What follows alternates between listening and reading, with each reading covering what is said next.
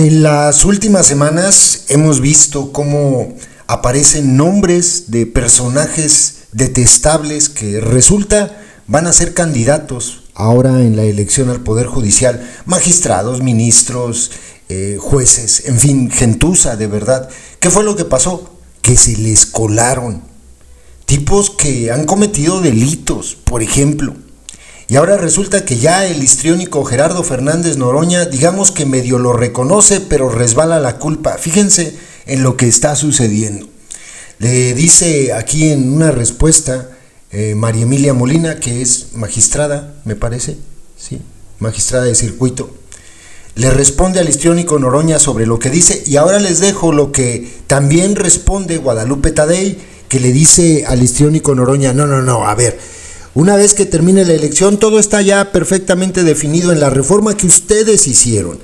Entonces, una vez que termine la elección, una vez que se den los resultados, si está este tipo de personajes en los que resulten ganadores, pues tienen que procederse y se tienen que eliminar, aunque hayan ganado. Dice María Emilia Molina, están queriendo acceder, y lo pone entre comillas porque es lo que dice el histriónico, no, ya accedieron, estarán en las boletas. Y luego otra cita de lo que dice el histriónico, la mayoría son del Poder Judicial Federal, las candidaturas, algunas del Legislativo, culpando al Poder Judicial Federal de estas candidaturas. Pero le dice María Emilia Molina, les recuerdo que el Comité del Poder Judicial Federal no concluyó su labor, es decir, no revisó la idoneidad por existir resoluciones contradictorias y que el Tribunal Electoral determinó que la elección de candidaturas del Poder Judicial Federal las hiciera, el Senado. O sea, al final, todos los que van a aparecer en la boleta, ya sea los propuestos por el Ejecutivo, los del Legislativo y los del Judicial, terminaron siendo avalados por el Senado y por el Senado, incluso los del Poder Ejecutivo. Quien tenía que revisar eran los senadores. Y así se hizo, dice María Emilia. O ya se le olvidó, senador histriónico Fernández Noroña, es sobre un tuit que colocó Luis Cárdenas, en donde están entrevistando al histriónico, y dice, escándalo, Noroña admite, se nos fueron algunos narcocandidatos judiciales.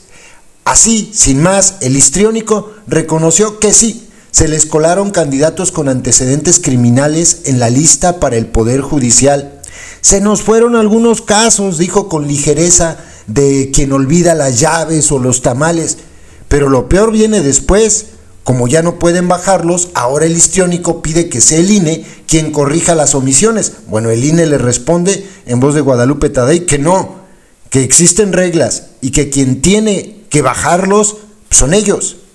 Dice Luis Cárdenas para finalizar su tuit, o sea, si llegan criminales a impartir justicia, la culpa no es de Morena, es del árbitro electoral, siempre culpando a otros porque se trata de la organización delictiva de la secta. Escuchen lo que dice el histriónico. Sí hemos detectado, por ejemplo, algunos defensores de narcotraficantes que están queriendo acceder. No deberían participar, no cumplen con la exigencia constitucional de probidad. Me parece que sí hay algunos casos que debería. En el tema de, como ellos han denominado 8 de 8, hay que recordarle al INE que en casos de violencia política de género, de incumplimiento, deben ser sentencias firmes. Sí.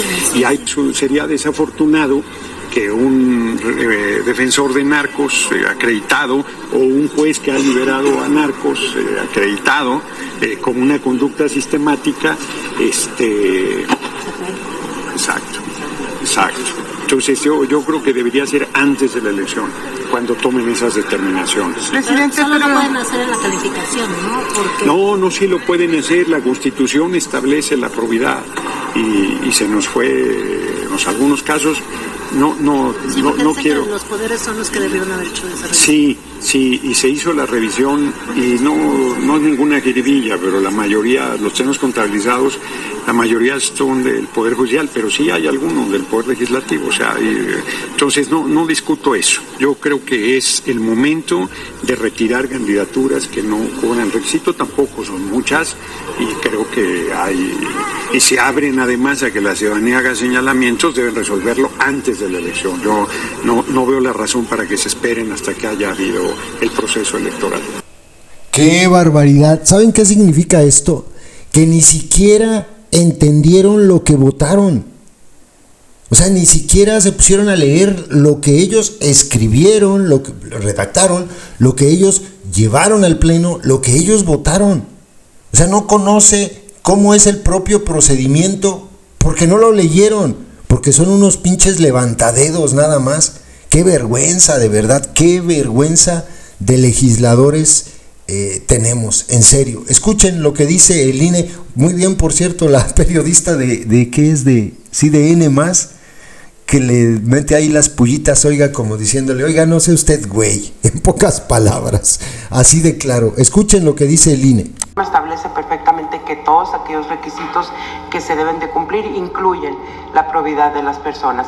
Esta es una revisión primera que ya se hizo en el Senado a través de los 3 comités de evaluación que pudieron entregarnos las listas de candidaturas al Instituto Nacional Electoral. Lo que sigue es, una vez terminada la votación y definidos los resultados, también lo establece la reforma, que debemos de dar parte al Senado de la República y al Tribunal Electoral en su sala superior del Poder Judicial de la Federación, para que sean quienes resuelvan sobre si se encontrara por parte de esta autoridad algún requisito no cubierto de elegibilidad. Pero no es de buenos deseos, es de aplicación de la norma, no es lo que cada uno prefiriera. ¿Sí? Entiendo que el presidente del Senado deberá de estar de acuerdo porque está en la reforma, que le toca al Senado de la República ser receptor de alguna situación que se presentara una vez concluida la jornada, los cómputos y que tengamos los resultados.